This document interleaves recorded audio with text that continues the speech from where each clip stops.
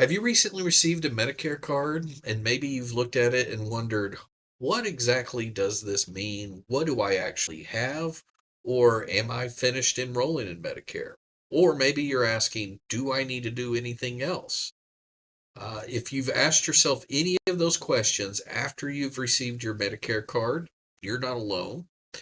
My name is Jacob Campbell, a licensed Medicare insurance agent located right here in Oklahoma City. And every Thursday, I teach a free Medicare Made Simple seminar. And one of the most common questions I hear is, Jacob, I got my Medicare card in the mail. Now what do I do? If that's you, you're in the right place because by the end of this video, you'll understand what your Medicare card means, what original Medicare is, what it covers, what it doesn't cover, and what your next steps should be. Now, let's take a look here at your Medicare card. And there are three important things that I want you to notice. First, you're going to see your Medicare ID number. Whenever you receive medical care through Medicare, this is the number your doctor or hospital will use when they bill Medicare. Next, you're going to see your Part A effective date, and then you'll see your Part B effective date.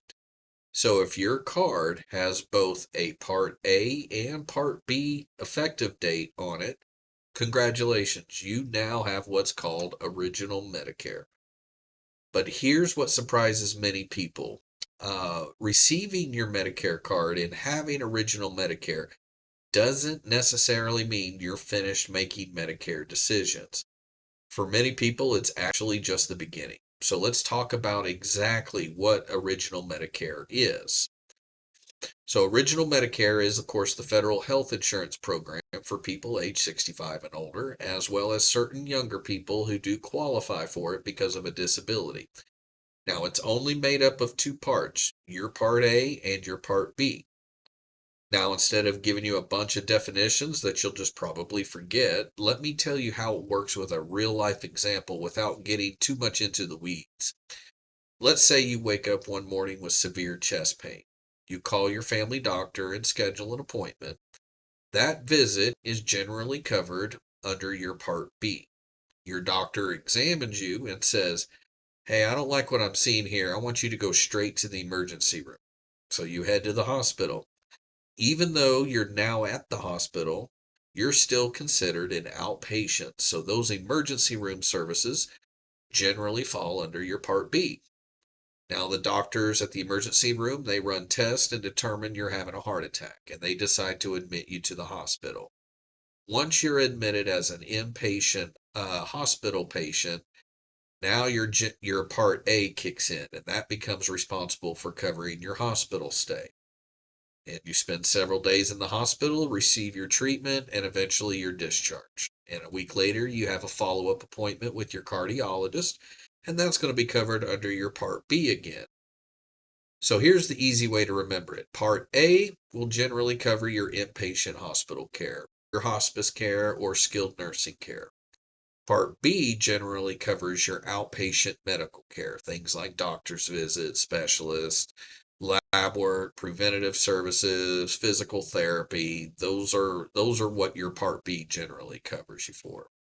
And then together, both your Part A and B make up Original Medicare. Now, here's where many people get surprised. Original Medicare is excellent health insurance and it covers a lot, but it doesn't cover everything. One of the biggest misconceptions I hear is once I have Medicare, all my medical bills are covered. Unfortunately, that's just not how it works. For most Part B medical services, after you've met an annual Part B deductible, Medicare generally will pay 80% of your Medicare approved amount, and then you're going to be responsible for the remaining 20%. At first, maybe that doesn't sound like a big deal, but if you have a doctor's visit and the Medicare approved cost is $200, your 20% share is only about $40, and most people can handle that. But what if you're diagnosed with cancer, or you need open heart surgery, or you're involved in a serious accident and your medical bills end up totaling over $200,000? Now your 20% responsibility could be $40,000. And for many retirees, that kind of unexpected expense could seriously impact your retirement savings or even become financially devastating.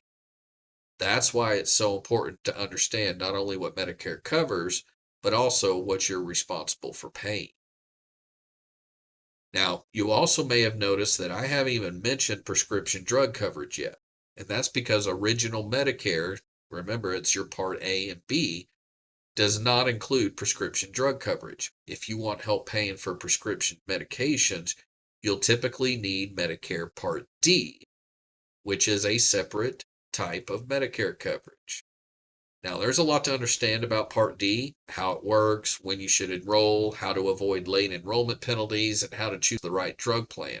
Rather than try to squeeze all that into this video, I'm just going to dedicate an entire video to Medicare Part D and prescription drug coverage. So if you haven't already, be sure to subscribe to the channel and click the notification bell so you don't miss it, as I'll be releasing that video very soon.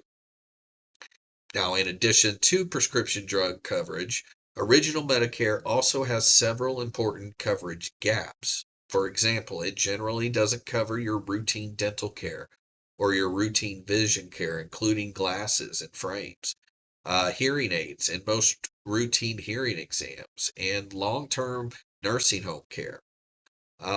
It also doesn't cover coverage outside the United States. And these are some of the biggest surprises people discover after they're already enrolled. But there is good news. Just because original Medicare doesn't cover everything doesn't mean you're left to pay all those costs yourself. Depending upon your situation, there are additional Medicare coverage options that can help protect you from those large out-of-pocket medical expenses. Some people choose a Medicare Supplement, also called a Medigap plan, as these plans are designed to help pay many of the deductibles, co-payments, and co-insurance that original Medicare leaves behind. And others might choose a Medicare Advantage plan. Now, these plans work differently than original Medicare, but one feature that many people appreciate is that they do include an annual maximum out-of-pocket limit for covered medical services. And once you reach that limit, the plan will pay 100% of your covered medical costs for the rest of the year. And there are also many plans that include additional benefits such as dental and vision coverage. Now, everybody's situation is different, and the best choice will depend upon your health, your budget, your prescriptions, your doctors, and even your travel habits. That's why I always recommend sitting down with a local licensed Medicare agent who can explain your options and help you make an informed decision based on your needs and not someone else's. Now, if you live here in Oklahoma City, I'd love to personally invite you to one of my free Medicare Made Simple education seminars. I teach these seminars every Thursday evening at 6 p.m. right here in Oklahoma City, and they're designed specifically for people who are turning 65, already on Medicare, or simply wanting to better understand how it all works. Now, in these seminars, I cover original Medicare, what a Medicare supplement plan is, what an Advantage plan is, how prescription drug coverage works, your enrollment timelines, and common mistakes to avoid. And most importantly, you'll have plenty of time to ask your questions because my goal is simply to educate you so you can make confident decisions about your Medicare coverage. And if you'd like to attend one of these seminars or schedule a free one-on-one Medicare review, just give me a call or visit my website, and I'd love the opportunity to help you out. Now, I hope this video answered the question, I got my Medicare card, now what do I do? If it did, I'd really appreciate it if you hit the like button. It helps YouTube recommend this video to other people who are trying to understand Medicare. And if you haven't already, be sure to subscribe to the channel. Every week I post videos that explain Medicare in an easy to understand manner and help you avoid costly mistakes. And if you have a Medicare question you'd like to answer in a future video, leave it in the comments below because I read every comment and your question might become my next video. Thanks so much for watching, and I'll see you in the next video.